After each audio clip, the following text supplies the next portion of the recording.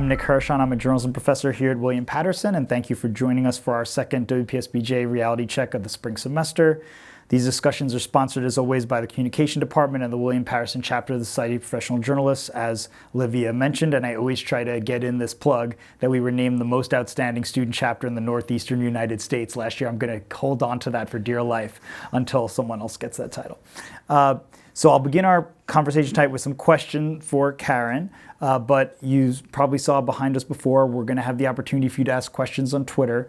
So if you have any questions, just be sure to tweet using hashtag WPSBJRealityCheck, and it'll go up there. So if there's any questions during the course of our conversation you'd like to ask, we'll put them up. Thanks to Dr. Rob Quick, the chair of our department, for his support of the series. And thank you for Olivia for helping run our Twitter feed today. We have Rod Holliday and Dante Portell on the back, so thank you to them for all their work for running our tech tonight. And that brings me to Caren. So Caren Lissner is a freelance journalist who has published articles, essays, and satire in the Washington Post, the New York Times, and the Atlantic. From 1999 to 2018, she was the editor-in-chief of the Hudson Reporter newspaper group based in Hoboken, New Jersey, editing and writing stories on everything from politics to film. She's also a novelist, and her first book, Carrie Pilby, which we'll be watching the trailer for a little bit later, was recently turned into a comedy film, currently streaming on Netflix, starring Nathan Lane and Vanessa Bayer. She is currently trying to finish up a new nerdy novel and a humorous memoir, so please join me in welcoming Caren Lissner to William Patterson. Thank you. So, Caren, thanks for coming. Thanks. So one of the first things that I like to ask the guests is, when you were in college, as these folks are, did you study journalism at all? And how did you kind of come into being a journalist?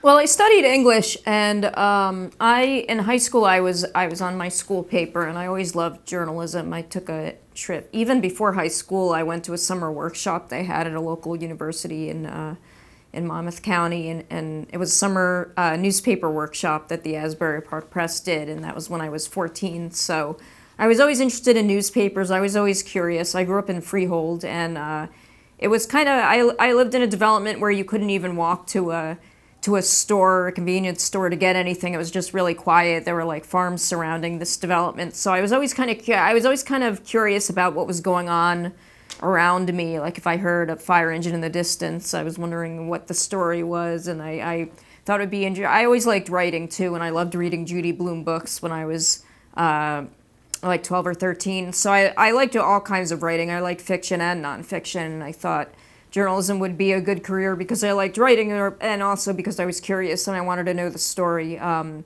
it's a good way if there was something, I saw something that was a problem in society, it's good to be able to write about it, shed light on it, and maybe come up with a solution.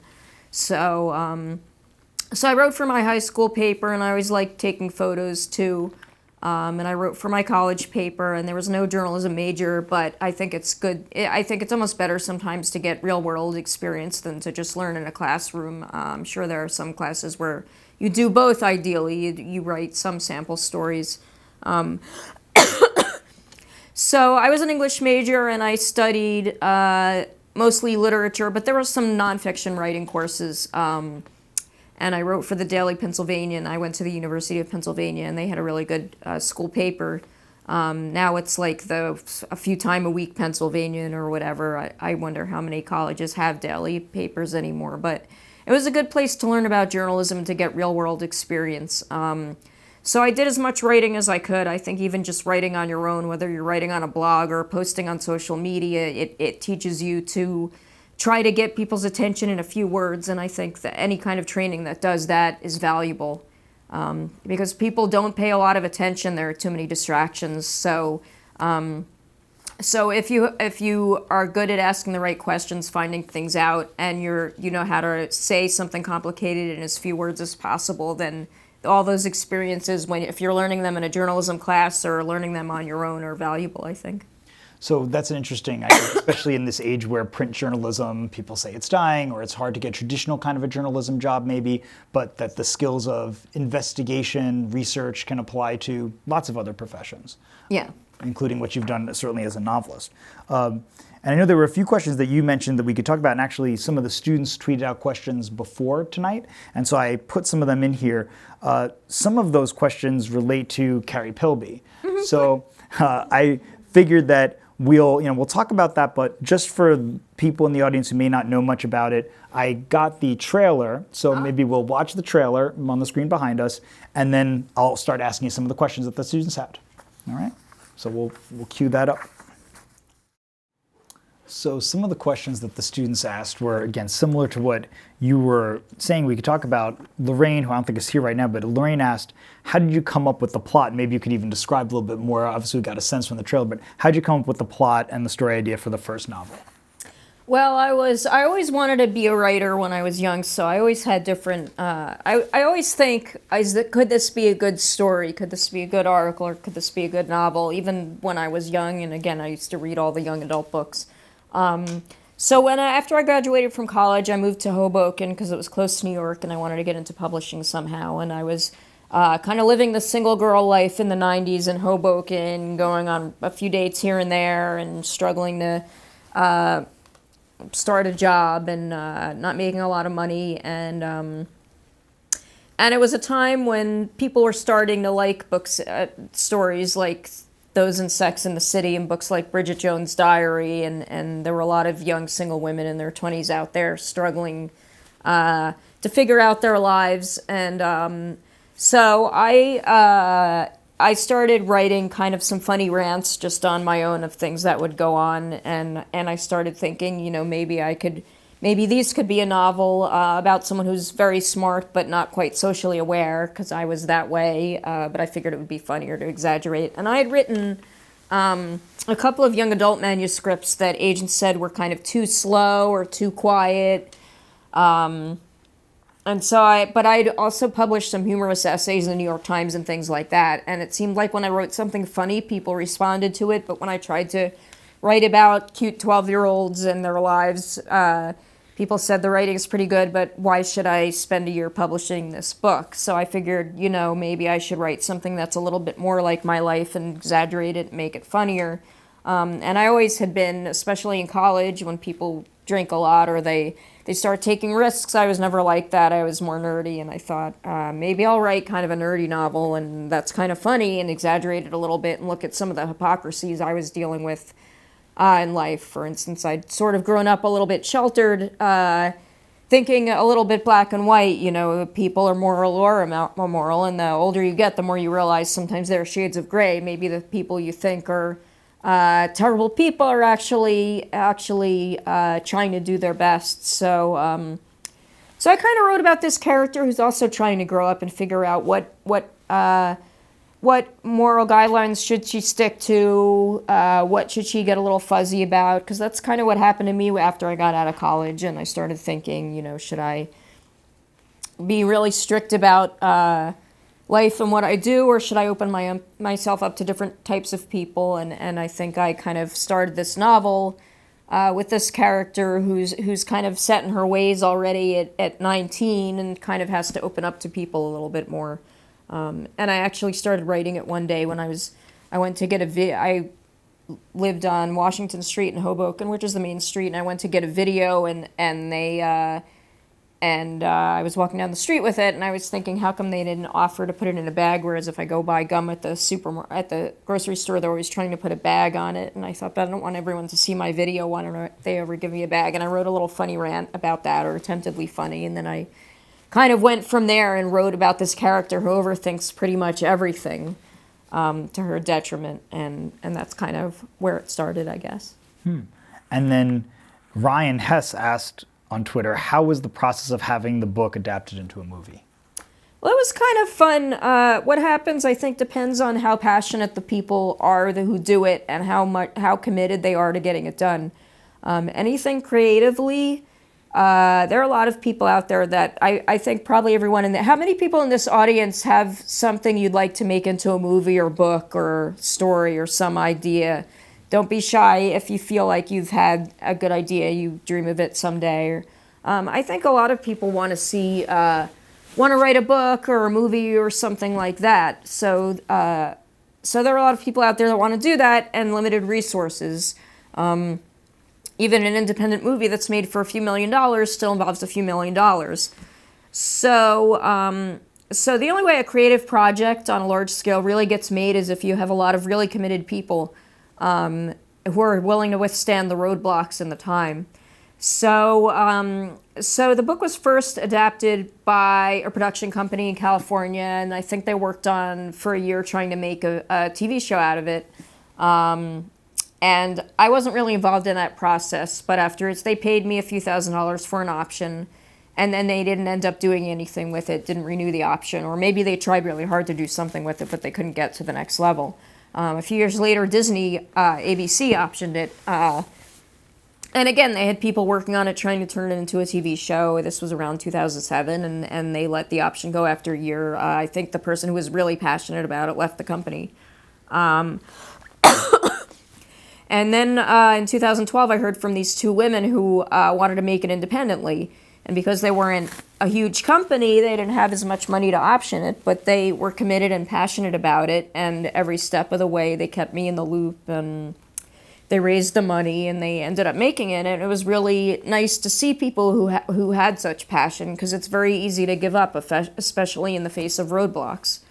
There are TV shows today and movies and productions that are probably being canceled or postponed because of the scary health news, and that's something people have spent 5 or 10 years putting their heart into, but it's very easy to scuttle something that takes that much money, time, and resources. So these two women, Susan Johnson, who had directed some smaller,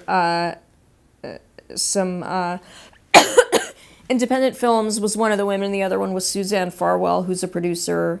Both of them wanted to really do this. They both liked the book. So I got to work with them over a few years. There would be months that would go by that I wouldn't hear from them, but they first started by raising the money. Then they got a screenwriter named Cara Holden to adapt the book. And then once they had a script, they went to some of the actors and showed them this really good script and got some great cast members. So it was a good process for me because I got to give suggestions. I got to see two really passionate people and then more really passionate people at work trying every step of the way to make this movie. And it was nice because I'm really passionate when I do a project. Everything I've written or done, I really wanted to see out there and see it influence people and connect with people and hopefully help some people. So it was nice to see people as passionate about their creations as I was. I got to look at versions of the script and I gave feedback. Some of my suggestions were accepted, some were not, and that's okay. When you have people that are dedicating years of their life and money, they're not going to take every suggestion from a writer. They just can't, but they listened, and that was good. So for me, it was a good experience. Most people I've known who've had something optioned, either nothing happened with it, or in some cases something happened and it wasn't as good as it can be. There were just too many people involved with too many different opinions. So I'm lucky enough that I had a good experience with it. But it's different for everyone, and that's just because everyone's got opinions and not everyone has the same idea, and it takes a lot of people and a lot of resources to make a movie or a TV show or a book in a lot of years, and sometimes people just give up or can't do everything they want to do. But I guess I just got lucky because I was dealing with a lot of really passionate, talented people who wanted this to happen, even if sometimes it meant for 6 months they had to wait. Mm-hmm. They were still willing to overcome the roadblocks, and there were a lot of roadblocks. And I think we have some photos of the movie poster and maybe photos of you even with some of the stars from the movie, yep. Which is pretty neat that you got to have that, and there you are. Yeah, that was at the Toronto Film Festival. That's where a lot of independent films premiere, and then once they get good reviews, then they can go to a big distributor and try to get them to theaters. So that's where the movie premiered, and it competed to get into the Toronto Film Festival, and I flew up there for a day and I got to meet some of the actors, and that's when the book was re-released for teens in 2010. It was first released in 2000. That's a movie poster. The movie posters were really great. And we have a few questions that relate to that. So yeah. You kind of just alluded to this when you were answering Ryan questions, but Nadia Starbinski asked, it took 14 years to become a movie adaptation. Right. So what went into the process? You explored that a little bit. Why did it take so long? I guess, as you said, like some movies, some books are optioned but never become films. And I think everyone that options a movie, they have it in their heart to get it made, but they don't have, they have a lot of passion, but they don't have $5 million. So that's a lot of money, even though it's not a lot for a movie, it's a lot of money. So that's why it takes so long, and anything can scuttle it. And you were talking before about the re-release. So Ronnie Castro asked, I'd love to know what were her inspirations behind re-releasing her outstanding novel, Carrie Pilby, for teens? Well, thank you. I think, Harlequin was the publisher that first released it. They, around the year 2000, started an imprint for chick lit books that still had some romance in them, but weren't so romance focused. And then I guess over the years, teen books that got a little more edgy, so then in 2010 they released it for teens. And I thought that was good. And they didn't even know it was going to get made into a movie. They were just, when they started Harlequin Teen, they were looking at some chick lit type books that they thought would appeal to teens, and that was one of them. And it's interesting, you're the first person I think we've had here who's a novelist, who's ever written novels. And, bridging that gap is showing what some of the same skills are maybe for journalism and novels. Yeah. So then there were a bunch of questions that were in line with that. Brandy Davis, who's in our audience here today, she asked, does your writing style change significantly when you're writing a novel versus writing an article? Because we talked about some of the journalism you've done. Please elaborate on any changes that you make to separate the two forms. Yeah, well, I think in a novel you describe a little more. I'm not a fan of long, flowery description in books. I think that just turns people off. I think of both. I use an economy of words. Every word I write, I think, is this where people are going to stop reading? So I try to use as few words as I can, but in a novel I think I can be a little more free to describe something I'm passionate about so that readers can see it. In journalism, I kind of like these short, snappy sentences and paragraphs, because I assume if I can get people past the headline to a lead paragraph, then I really have to work hard to get people to the next one, the next one, the next one. If I throw in an extra sentence nobody cares about, they're going to go on to the next thing. So I think in both forms, I'm trying to be a little spare in my prose, but I think in fiction, people aren't as familiar with what I'm writing about necessarily, so I have to shade it in a little more and be a little less spare.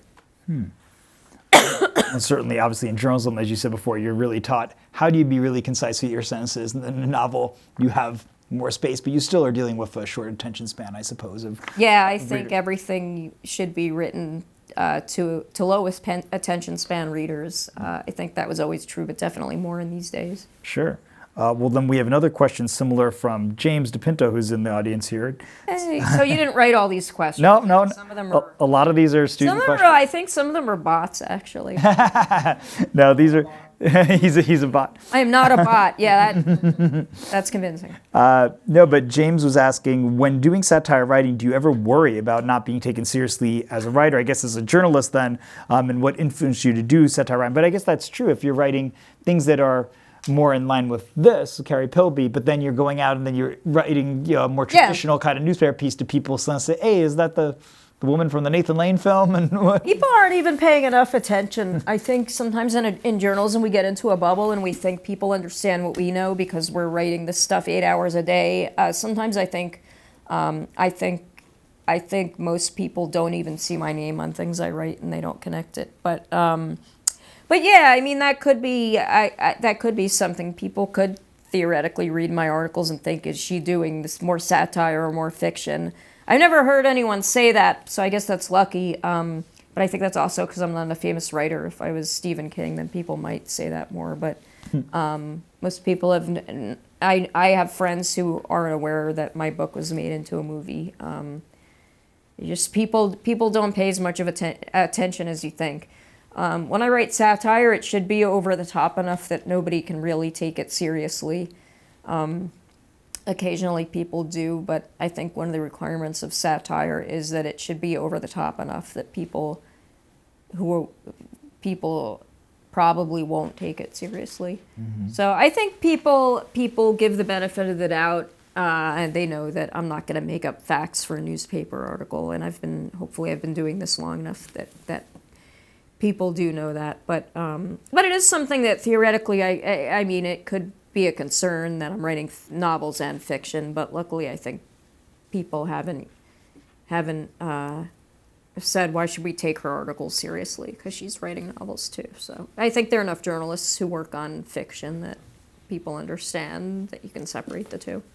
It's a good question. Is that ever difficult for you? Because like we talk in class sometimes about Stephen Glass, the writer who fabricated all these articles for the New Republic. Right. And then he released a novel later that was essentially his life story. It was an autobiography released as a novel of a political journalist who fabricates a bunch of stories. And so a lot of times when those incidents happen, Jason Blair, Stephen Glass, people tend to say, well, this person should have been a novelist all along. So do you find it a challenge going back and forth between like writing, being very true to fact versus I can make up characters and scenes? And I don't know. I don't worry too much, maybe because what I write in fiction is so different. I write about, I've done a lot of local journalism, so I cover town meetings and write about a lot of very specific things specific to New Jersey, and my fiction is not too much about that. So I don't really have trouble swinging back and forth.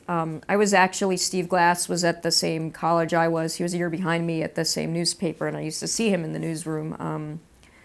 And so it was kind of shocking. He did get very successful very fast, and I guess he became kind of a glutton for the attention, coming up with these wacky stories. But I think 99.99% of journalists know you don't go into journalism and make even one fact up. It's like becoming a doctor and killing patients. It's just the opposite of what you're supposed to do. And people who don't understand journalism, which is a lot of people out there, after the Jason Blair scandal said, why don't newspapers have better fact checkers? But it's not fact checkers' job to assume journalists are just randomly making things up and try to catch them at it. Fact checkers are supposed to look at, they wrote a number that's a percent of the vote. Does that make sense in context? Journalists can make innocent mistakes, but they're not supposed to make stuff up. So I think Stephen Glass, when he wrote his novel, he didn't really have that many other career options. But I don't know. I guess people know that writers like to write, and they like to write both. So I don't know if that answers if my meandering response answers any part of your question. Sure. But I do think that's an interesting facet of journalism. I think people would get caught pretty easily if they were journalists and they did make stuff up. I think, and there's stuff that doesn't pass the smell test too sometimes. I was a reporter at the Hudson Reporter newspaper chain in Hoboken for over 20 years, and I hired and trained a lot of reporters. There was only one guy who I thought might have been making stuff up, and he ended up getting himself fired anyway soon after. He made some quote up that just seemed too good to be true, and I asked him, where did they say this? When did they say this? And he kept coming up with answers, but then like a few weeks later, my bosses fired him. It wasn't even me. So I think it's hard for people to get away with that. It's just not something, if you're taking a low-paying job like journalism, it's usually because you have integrity, not because you want to be a star, be rich and famous. So I don't think most people get into journalism to just make stuff up. Right. And in Stephen Glass's case, because you were mentioning, some people blaming the New Republic, how could they let all of these fabricated stories go through in the 90s? But of course, it was before the internet is what it is today to kind of search some of these things. And also, Stephen Glass himself had been a fact checker at the New Republic, so he kind of knew some of the outs in the system and how to work around it. And they weren't expecting a journalist to be intentionally making up facts. Right. We have a similar kind of a question here from Leslie Campos, who's the secretary of our SBJ chapter. She says, do you have any advice on using a creative writing style into new style writing? So I guess then on the positives, we talk about some of the negatives of veering into falsehoods maybe in stories, but is there a positive? Like as a novelist, you maybe have a better appreciation for narrative arcs and how to include anecdotes and develop scenes. So I just think the more writing that you do, the better you get at it. So if I'm writing late into the night and it's fiction, I think that does help me write nonfiction. I just started a job a few months ago. My paper got bought and my chain of papers got bought and downsized a little over a year ago. So I decided this is the time in my life I'll finally be a freelancer and wake up every day and live the dream of writing what I want. And the dream is a dream in some ways, it's a nightmare in others. I mean, there are a lot of things about freelancing that are hard. It would take me like half a day to send invoices to people for things I wrote, stuff that was taking care of me when I was a full-time reporter and I didn't have to worry about those things. So I did that for a year. I just started a job with Patch.com doing local journalism for 6 towns in New Jersey. And I feel like I have a good skill set for it because I can write stuff fast. When something breaks, I can get it up there on the net, whereas I used to have to work for a chain of weeklies. I would have to wait a week for things to get into print. So I think because I do so much writing, it does benefit me, even if it's writing fiction. Even the tools now, understanding how to best use the internet for research or whatever, just learning to use word processing or word programs, all those things, all the technical stuff, but just anything about writing, I think, helps other kinds of writing. As for narrative arcs, I think that's true. Writing a novel is a little different because some stuff you want to keep people in suspense, and when you're writing a 600-word newspaper story, you don't start out trying to get people to read to the end because they're not going to. So the structure is different, but I think the more you write, the more you learn to use an economy of words and how to best snappily describe something complicated. And I think that's one of my biggest skills, and one of the best skills in writing is to take a complicated idea in your head and get it onto paper so that people will have the patience to read it and read it without giving up or getting bored. And another thing is sometimes you know a lot, and you have to not forget that you're writing for readers that may not know anything and not assume it. One of the things I used to convey a lot to reporters when I was training them is you can't assume people know what you're talking about. You may want to grab them with a quick lead or two, but then you've got to explain a little bit of background. And a lot of people really quickly in journalism forget how to write for people that don't know any of what they're writing about. And I think in novels that's kind of true too. A lot of times there are things I'm passionate about, and if I'm writing a novel and I don't kind of explain why my characters are passionate about the same thing, people may give up. There was a novel I wrote where I had a guy who was really fascinated by trains, and somebody read it and didn't really relate to him, and I added in some paragraphs about why this person thinks the beauty of the slow-moving freight train through the countryside is beautiful, because that stuff was in my head. I was already there. I already had a passion for the character and what I was writing, but you have to kind of remember how to write for people that aren't on the same page as you and may not know what you know. So I think remembering that is a good skill for journalism and fiction, trying to get the reader on your side. I think that's helpful. And I have a few questions that I'll ask, I know from Twitter, but again, if you guys have other stuff, I'll look back there in a minute and see if there's new things you have. So hashtag WPSBJ reality check. You had been talking, now you're saying your job in Patch, I think it brings this out even more. We have a question here from Sarah Tawfiq saying, how are you able to balance your work life and personal life on social media while maintaining a professional image? And what are some things that you do and do not post on social media? Especially, I guess, now that you have like so many different roles. And so like sometimes you may be wanting to promote your film, or the novels. Sometimes you're just promoting a work of journalism that you just did, or what you're reporting. So how do you, or just personal life things. So how do you propose? Well, I always, when I post on social media, I step back and think, could I defend this? Like if I write something and somebody said that's a conflict, or that shouldn't have been, that takes away from something else you've written, I think, can I defend this? Sometimes I write things and delete them a second later, but I should really probably not write them at all. So I've cut back a lot on social media posting since I got my job, primarily because I don't have as much time anymore. There's always a lot of news happening. And I used to, when I started in journalism, I covered one town full time. Now I'm writing for 6 towns that are busy towns. I'm not going to get to everything, but I'm pretty busy. But I try to post on social media if I do late at night or early in the morning, so it doesn't look like I'm posting when I'm doing my job, even though sometimes I'm working late at night too. And I try not to post anything overtly political. I may ask questions. It is a little frustrating as a journalist because I am researching facts for 8 or more hours a day. So when I see something posted that just doesn't make sense, I start thinking, well, that's going to contribute to people not understanding the situation. But I kind of have to hold back. So I might, post a link to something that elucidates the situation, or I might ask a question about it. But I don't. So I try to think about what I'm posting, and not post anything completely off the wall. When I was a freelancer, I posted on social media a little more.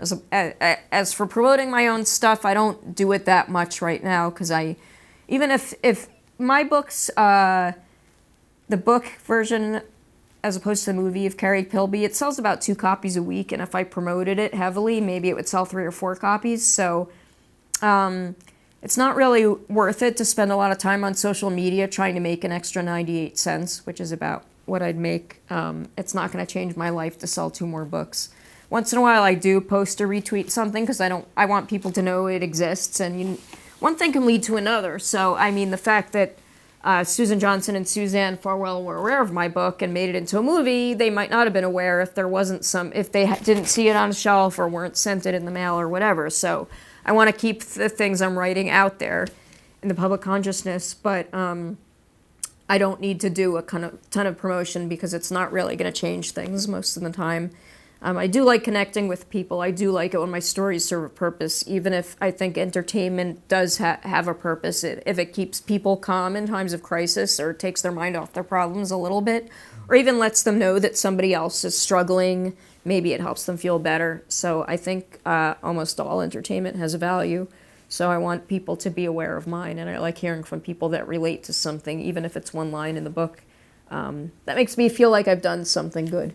So I like people to be aware that these things exist, but I don't need to take a lot of time from work to promote things. I would like to sell my next novel, which I haven't had any time to work on, and I have as you said, I'm working on this funny memoir of trying to survive as a nerdy teenager in the 80s and go to college, and I haven't had any time to work on that either. And I spend years revising my stuff too, because again, people have short attention spans, so I have a lot of both books written. I just haven't had time to finish them and get them out to agents and stuff. So.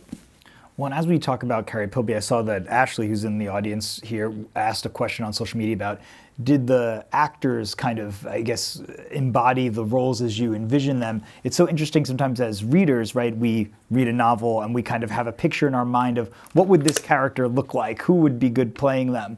How would they move and speak and all that sort of stuff? So did these actors do a good job? It seems like you got to know some of them, and did they capture these roles? Yeah, they did, and a lot of them brought their own take to it, and I think that's part of their job. And it's I think a lot of us imagine that we could be actors, but it's of course like any other job. It's complicated, and people that do really well in it are there because they're really talented at different aspects of it. And I've seen them in interviews, and they really got into their characters and understood what their characters were about. Jason Ritter, who played Matt, who's kind of this complicated or seemingly complicated love interest of the main character. He's kind of a nerdy guy that the main character meets, and right away she's taken with him because he is a little nerdy like her. But then she finds out he's cheating on his fiance, and then she says, "How can I have feelings for someone who's doing that?" But on the other hand, he's the first person I've been attracted to. And then he reveals, well, I'm only cheating because I've been with this fiance for 5 years since I was a teenager, and I don't know if it's right, and I kind of kept going along with it. Now I don't want to make a mistake for the rest of my life and get married, and that's confusing for her too, and it gets into the whole shades of gray thing. And I've seen Jason Ritter in a lot of interviews say, yeah, I had an idea how to play this guy, and some of it is directed by the words on the page, but some of it the actors bring to it themselves. And actually, Susan Johnson, who is the director, told all the actors not to read the book, and I can see why she did that, because she didn't want them. She read the script, which has a lot in common with the book, but she didn't want them to read so much of the book that they couldn't put their own imagine enough of the characters in their minds. And Nathan Lane apparently went and read the book anyway, because he's apparently Broadway actors want to know everything there is to know, and he's enough of a professional that he wanted to know everything about these characters. So he did read the book, and he said nice things to me about it.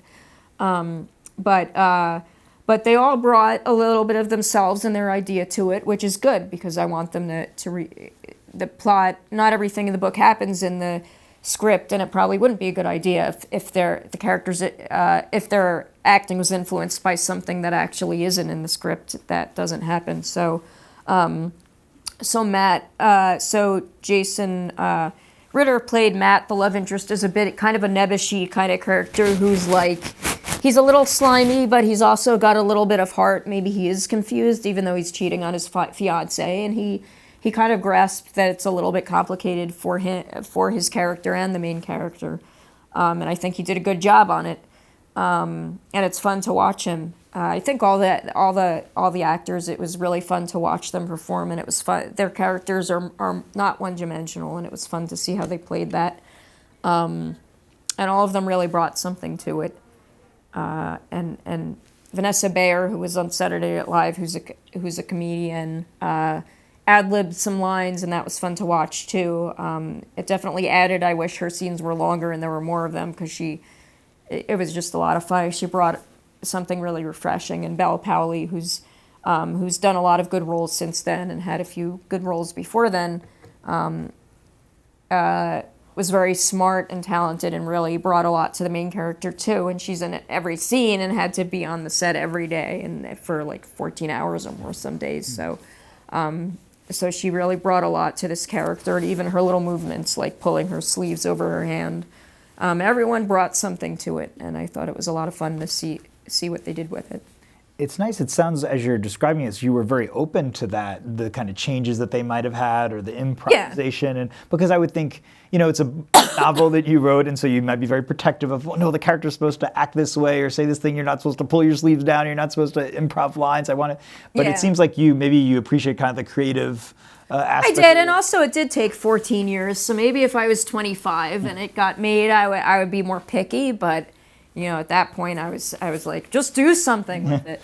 But also, I think I wasn't as personally connected to it because it was funny. I think the things I got too involved in that never sold were probably the books I would have been more like, don't do anything with it. This is my story. And maybe that's why they weren't as interesting to people. Maybe I was able to have a little distance from this character. And I was open to seeing what people could do with it. And plus, they didn't change the plot or the characters that much in the script, whereas I don't know if a bigger production company could have done something completely different with it. The people involved were very passionate about the story, so I trusted them, and I was lucky for that. Yeah, that's great. Well, moving on to some non-Carrie Pilby questions that students asked. So Shafiqa Lee asked, what was it like having published articles in the New York Times and the Washington Post for a lot of these folks who are maybe thinking that would be like their dream job, to get a byline in the Post or the Times? So, in your journalism career, what was it like to ascend that mountain, to get to the heights of journalism in a sense of, you're publishing in the gold standard of, Well, the Washington Post stuff was a very long strategy I had. When I was about to graduate from college, there was a guy who was my year who had an essay published in the Philadelphia Inquirer, which is a pretty big paper, and it was just about his experiences volunteering on the Ross Perot presidential campaign. That was during the 1992 campaigns when Clinton ultimately won. And this guy who was working for Perot wrote about his experience, and I got into the Philadelphia Inquirer, and I thought, he's 20 years old like me. He's not an expert. Maybe I can write some stuff. And every one of you is an expert in your own experience. Maybe you shouldn't write about the conflict in Bosnia, but you can write about the conflict for your generation paying student loans or something else. So I wrote about my experiences and different things, and I had something funny finally accepted to the Philadelphia Inquirer. And that was my first really published piece I was paid for, and I started using that when I sent out books and things. So eventually I sent things to the New York Times, and there was one that was accepted. That was a short humor piece. It was just about trying to guess what the colors on the Empire State Building meant without knowing. That was before the internet, when you could just go look it up. So because I'm always thinking, could this be a story? Could this be a story? I just aimed high and didn't give up. I didn't send everything I wrote to these places. Because then they would probably stop reading my submissions, but I would send things out. It was back on paper. I would put a stamp on an envelope and say, hey, I just graduated from the University of Pennsylvania. I had 2 humor pieces in the Philadelphia Inquirer commentary page. This is my story about blank. So I got into the Times. I still had plenty of things rejected from the Times, but once you get something in, they start trusting you a little more. So that was a slow process. The Washington Post, the Times is a little bit harder to get into as a freelancer now, because every newspaper everywhere is cutting back. the Washington Post I wanted to get into because I wanted to have a wide audience. I was appreciating what they were doing nationally, like I am with the Times. And people may complain about the Post and the Times if they do something you don't like, but if we don't have those two publications around anymore, what do we really have? Who's going to speak the truth to authority? There are some publications that can, but we wouldn't want to lose those two. So I wanted to get into the Washington Post because I thought, someday I might have a really good, important story I want people to see. It's harder as a freelancer to get into the Times right now. I want to have some kind of relationship with the Post. So this was like two and a half years ago, I came up with a strategy, and I thought of some things to pitch to them that they might need. I pitched an editor who wasn't the national editor. I had a good idea for a health story that was related to, that had a hook. It's always good to have a hook when you're pitching a freelance piece rather than just, I want to write about bathtubs. I want to write about toilets because Trump just complained about toilets, and toilets are going to be in the news for the next 6 months. So if you take something you're passionate about and know something about, and you can tie it maybe to a special month that's coming up in 6 months. National Donut Day is 9 months away, and a donut place just opened up that's where they focus on allowing people with disabilities to work or anything like that. Think about something with a hook that could be a national story. And that's the same with fiction. What's the universality in what you're writing?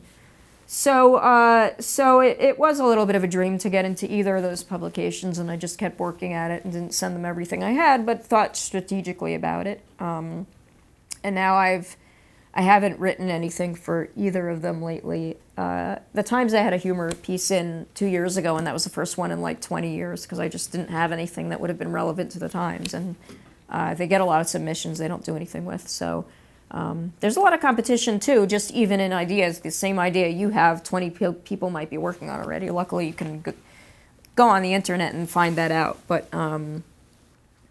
But I was lucky to get into those places, but it's not something you want to stake your career on unless you're independently wealthy, because I had one thing in the Times, as I said, I had something else in 20 years before that. I've had maybe 4 or 5 things in the Washington Post, but that's over 3 years, and they usually pay $250 to $500 per piece. So, yeah, it's great if you get 2 things in a year, but you can't live on $750 a year. So, right. So obviously it's not about money, it's about having something you want to get out there to the public, and that's what made me happy. And it's a good clip because it helps people take you seriously when you're writing other things.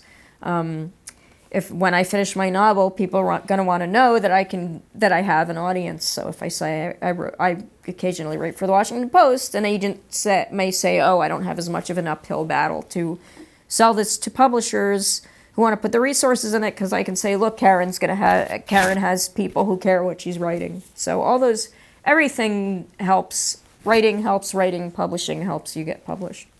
Yeah.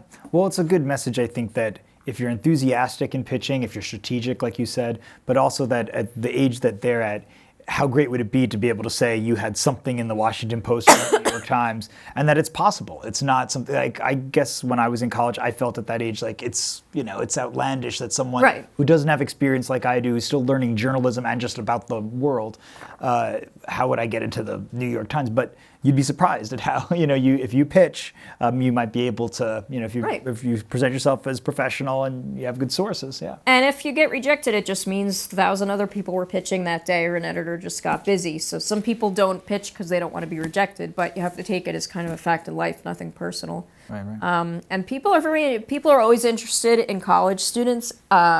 Anything related to college students. People are very interested in student loans, and these political candidates don't want to forgive them. It's something I don't understand. I've been out of college a long time. I had loans to pay. What's the big deal? But I think there probably is a big deal, and I haven't seen anything yet written by a college student saying it's a big deal because to go to college you have to take out a loan that's going to take you the rest of your life to pay off. I don't understand what the big deal is about student loans, because I'm not a student in this day and age. College was always expensive, but I have a feeling, based on nothing I've read, that it's a lot different now.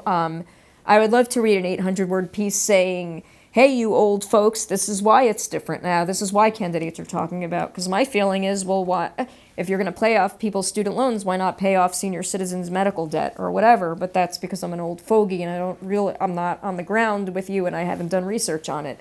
I'm sure anyone in this audience can tell me a story about their friend who drinks energy drinks for 3 days straight to be able to stay in school. Starting with an example like that, I would be hooked on a story like that. And I don't know anyone like that because I'm not in college. So just think about what you're an expert in. If you're an expert in struggling to pay your loans or to pay your tuition, if you're an expert in overcoming various challenges to go to college and stay in colleges, there's a lot of stuff I don't understand that I can be enlightened by reading about your or your friend's situations. So there's plenty, I think, the Times or the Post would like to publish by someone your age, maybe not on what life like is life, what life is like in Chad, but what's life like on at William Patterson. Mm-hmm. We'll go to some Twitter questions as they're coming in too. So Anthony Baymundi, who's our vice president, asked a question I thought was interesting. But no, really your vice he's real. president? He's real. Is that fake? Yep. No. But he says, Caren, who are some of your favorite authors? That's a good question. I don't know. I feel like my favorite I had more favorite authors when I was a young adult reader because I feel like a lot of older authors I think are turgid. They write too flowery. I could name 20 favorite authors when I was 13. Trying to think of who I really like to read now. I don't know. I like a lot of nonfiction. I always blank on that question because there's no one who kind of springs to mind who I love to read. But I think usually I like nonfiction better. I feel like nonfiction authors learn more to get to the point than fiction. I really always have liked to read Philip Roth's novels. He just passed away a few years ago, but I think he uses enough of economy of words that I'm interested in his plots, and I think he really does a good job with his characters. Even the stuff he did in the last 10 years before he died was original and unique. So I think Goodbye Columbus was a long short story. Maybe that's one of the reasons I like it, because it wasn't a 500-page novel. He told a very relatable story, but it had a lot more to it. It was a relationship story, but it was really about kind of the experience of being a second-generation immigrant in America and status and the differences already that were starting to happen in the 1950s between the wealthy and the poor, and so there was a lot more to it than a relationship story. So I've liked most of his novels as a novelist. I always liked Sylvia Plath. Unfortunately, she died too young. I like some of her poems, but I've liked her fiction, short stories, and I guess a lot of the people I like are novelists who are also short story authors. So maybe that goes to my short attention span. I don't know. I like reading Joyce Maynard a lot, who's still alive, luckily.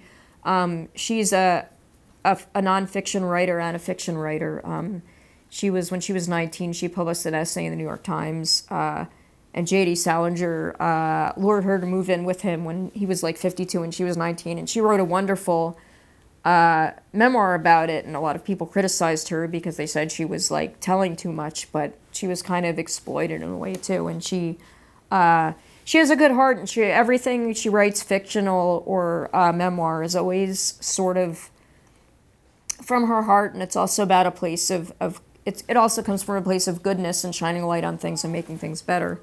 So I've always appreciated her work, and I think if you're looking for something relatable to read that'll resonate, I think her memoir about living with J.D. Salinger when she was 19, she dropped out of Yale to live with him for a year, and then he kicked her out. But it's the way she was able to describe this, it's almost one of the things about nonfiction, especially memoir, is figuring out what not to put in.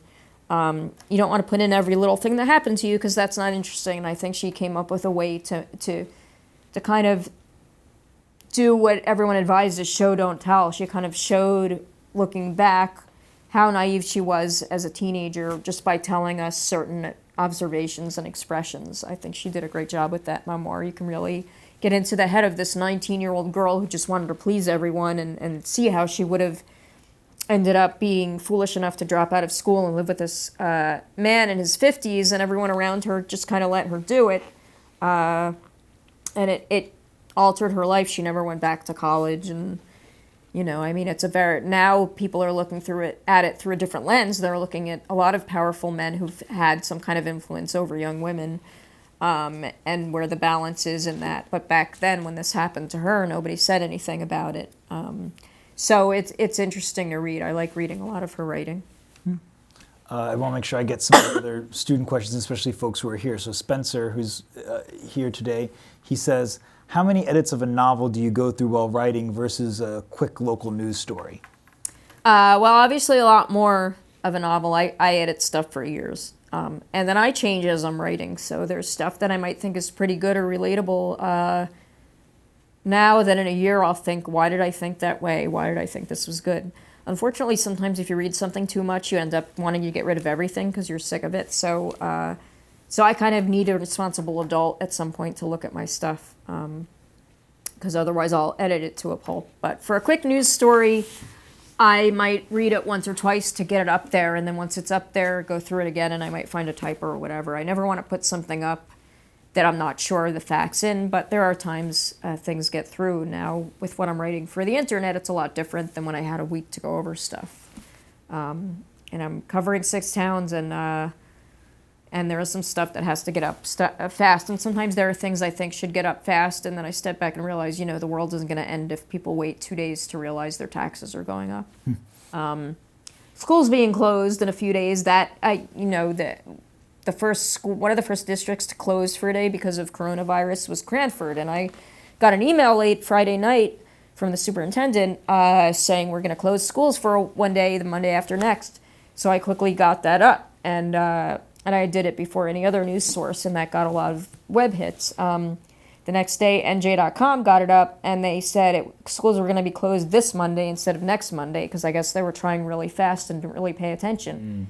Now, writing that schools are closed on the wrong day is a really bad idea.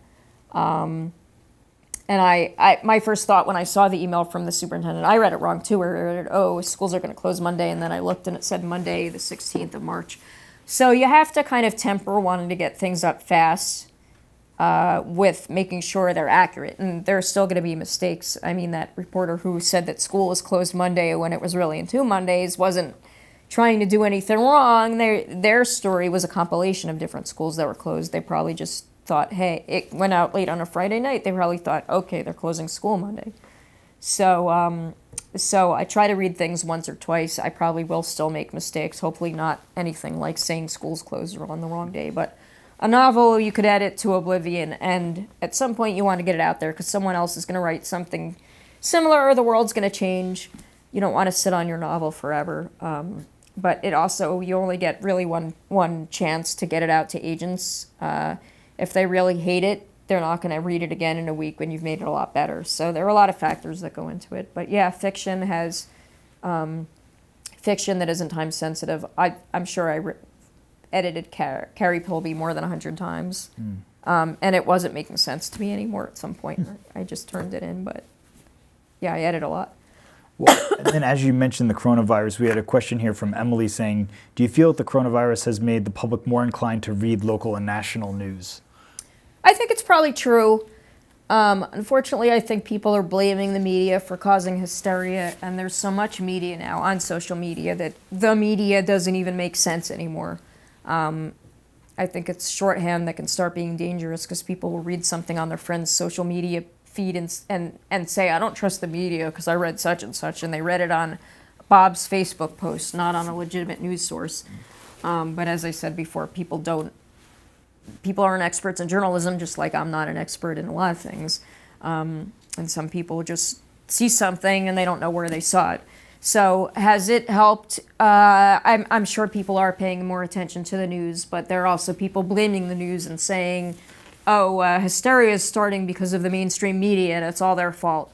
I don't know why people aren't getting the idea that this is something new and we don't know what's going to happen and it's important to inform the public. Anyone who says, well, there are 10,000 flu cases and 600 coronavirus cases isn't really making a lot of sense because the flu's been around a lot longer. There are going to be more cases. So I think people are reading more media, of course, because they want to know what's going on. I don't know if that means they're trusting it more or less. But people, it's also hard to tell from the internet how many people that represents. Some guy will say something terrible on the internet and you think there's so much hate in the world, and maybe that person does represent a lot of people, or maybe he just represents himself. I think probably news consumers are paying more attention to local media because they want to know if the virus is in their community. I don't know, though, if it's going to increase trust, but hopefully people understand that media sources don't want to write wrong information. It damages their credibility. Most of us are writing the same thing that the doctors, scientists, and the CDC are telling us. We're not causing hysteria. If someone goes out and buys 20 rolls of toilet paper tomorrow, that's not because we told them stuff. But I do think you have to err on the side of too much information because a lot of people don't pay attention. The fact that people know this exists and that it's a problem, anything they know about it is because of the media, because the media is telling them. It takes a lot of repeating and saturation to get anyone to pay attention to anyone. So if we've erred on the side of getting more information out there than less, I think that's a good thing. Yeah, that's a really good point, because I've had a lot of even journalism students kind of express some skepticism about there's been so much of this reporting. And as a former reporter myself, I remember times when maybe the media overhyped, SARS or MERS or avian flu and swine flu and all these other sorts of things that were coming up over the years. But better safe than sorry. There's also more media now, too. I mean, you're seeing things because they're repeated on social media. Right. When there were 2 newspapers or 3 newspapers in your town, you wouldn't see things on the news. You're going to see a lot of stuff because you go on Facebook and you scroll through 20 people's feeds and that's what they're talking about. Sure. So if there are 300 media sources, you can't ask 150 of them to voluntarily not write about coronavirus. That doesn't make any sense. So if they're all writing about it at the same time, you may say, wow, why is this so much? But it doesn't mean there's one news source doing too much. It's that there are a lot of news sources reporting on it. That seems like common sense to me. I'm sure there are news sources that are blowing it up, just like there are news sources that blow anything up. Kardashians, I mean, I don't care what's going on in their life, but why are some sources covering them? Because people want to read it. Maybe it gets their mind off other things, so I don't know. So when you say, why is the media blowing something up, is the media blowing it up, or is it that a few sources are blowing it up and the rest are reporting, but collectively you see a lot of it? Sure.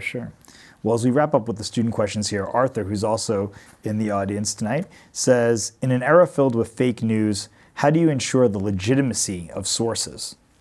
Well, that's a good point, but I fact check. I don't really take anything for granted, especially if it doesn't. Usually, if something sounds too good to be true, it is. If a police chief or an official tells me something that's kind of an official source, usually you'd believe it if it's their expertise. But one thing that also holds us accountable is obviously news sources do open them up to liability and losing their credibility if they say something wrong. So it depends on the source. If somebody's said things that aren't true before, I'm going to check it out before I believe it. There was a political consultant who used to call me with these amazing stories, and he represented candidates that were opposed to certain officials, and I know it's to his benefit to get the stories into the paper.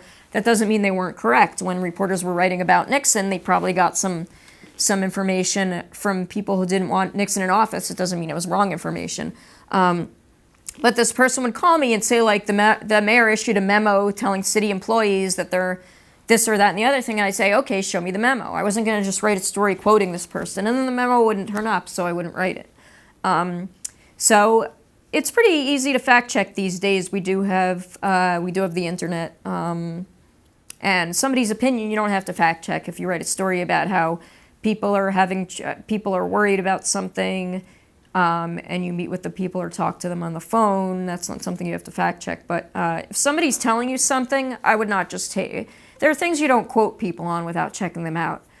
Statistics especially, it would look pretty silly if I quote the mayor of a town as saying 5 million people have died from such and such. That's not something it's so quick to fact check things these days that I don't take anything for granted. I'm going to make a mistake. Occasionally we all do, but I research things and I encourage everyone to do that. And I think it's a little frustrating. People act like all media is the same, because a newspaper chain, for instance, that's been around for 100 years has a standard that's different than some blog called, a lot of the blogs that are fake call themselves Federalist or Patriot something, to confuse you into thinking there's some patriotic national publication when it's someone in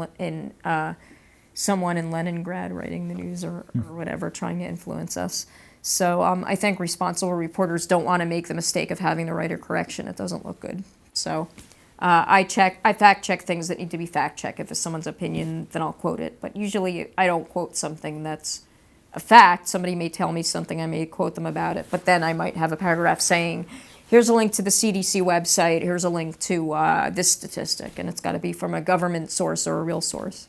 Sure. Well, as we wrap up for tonight, you've already offered a lot of advice for them on how to pitch stories and being enthusiastic and strategic with all of that, writing books. Any other sort of advice you want to leave them with about this kind of job of journalism that right now looks very uncertain about the future of the industry? It's taking different forms, but what sort of advice would you give to them as journalism students? I would say two things. One, don't be naive like a lot of people are. I mean, I'd love to say people will always need newspapers because I love newspapers, but I know the rest of the world doesn't. So kind of pay attention to what people outside your bubble are saying and thinking. And if you hear a lot of people just in your general friends group, well, maybe not just your friends because your friends are there because they like you, but if you hear just kind of around, people are interested in a certain thing, that might be a trend that you can get in on. If you,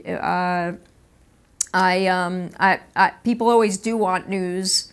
They're not always going to want to get it from newspapers, and that's something I was told even when I was in elementary school in the 70s and 80s. People said someday everyone's going to be reading their news on devices on the subway. It wasn't something that anyone was surprised by. It was in the conversation 40 years ago that this was going to happen eventually. Because we used to always talk about the future, and we'd have units in school on the future, and everything's happened except the flying cars, as you've probably heard. I guess we've got to wait longer for those. But so I think pay attention to what's going on around you, and understand people do want media, but it's not going to take the same form. It's going to change.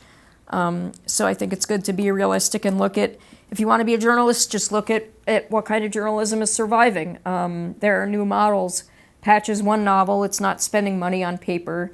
Some people might think it's not it's not the same as reading a newspaper, but people want information fast. And so all new online sources are always changing. Are they going to get their money from donors or from advertising or whatever? There are ways people have found to get information to people that want information. And providing a mix of stuff usually helps. That's why you get Kardashian news. People might come to a news source for the Kardashian news and accidentally read something more important.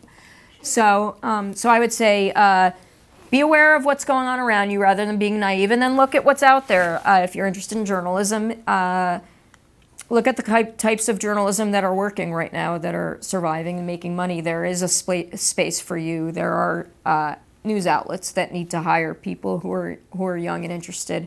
There may be something you have a passion for.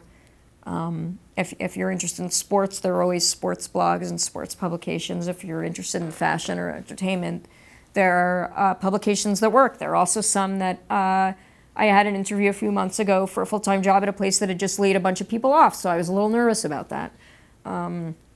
So you have to be kind of realistic about that and have an idea of what's working and look a few years ahead too. Mm-hmm. Well, thank you very much for coming out here and sharing all of your wisdom with us. Thank you for being you. Thank you. And thank you all you guys for coming in. Thank you, Caren.